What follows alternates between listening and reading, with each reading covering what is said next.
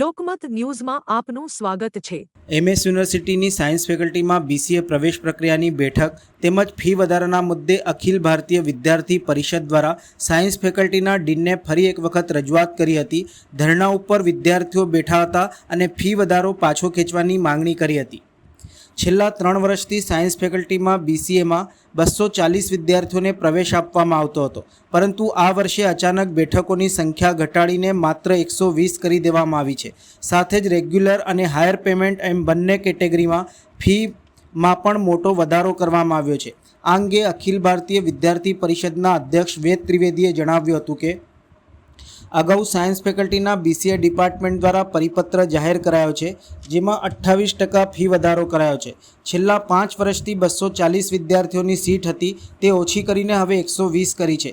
અગાઉ આ મુદ્દે ફી ઘટાડો કરવા સીટો અગાઉની જેમ રાખવા આવેદનપત્ર આપી રજૂઆત કરવામાં આવી હતી, પણ હજુ સુધી સાયન્સ ફેકલ્ટી દ્વારા કોઈ પરિપત્ર બહાર પાડ્યો નથી, જેથી અખિલ ભારતીય વિદ્યાર્થી પરિષદ દ્વારા આજે ધરણા કર્યા હતા।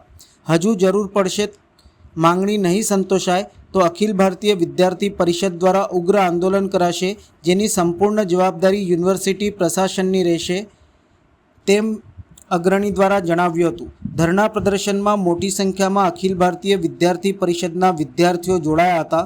સૂત્રોચ્ચાર કરી ફી વધારો પાછો ખેંચો, બેઠકોની સંખ્યા પૂર્વવત કરવાની માંગણી કરવામાં આવી હતી।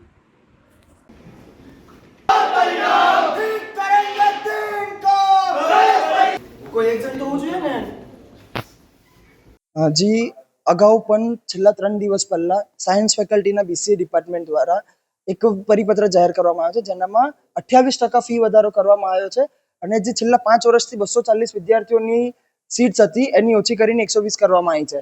तो अगाऊ एबीवीपी द्वारा आवेदनपत्र आप्युं હતું ડીન साहेबने અને અમારી માંગ હતી કે 28% ફી છે એ પાછી ફી વધારો છે તરત પાછો ખેંચવામાં આવે અને જે વિદ્યાર્થીઓ છે તેમને 240 વિદ્યાર્થીઓને એડમિશન આપવામાં આવે, પણ હજી સુધી સાયન્સ ફેકલ્ટી દ્વારા કોઈ પરિપત્ર બહાર પાડવામાં આવ્યો નથી।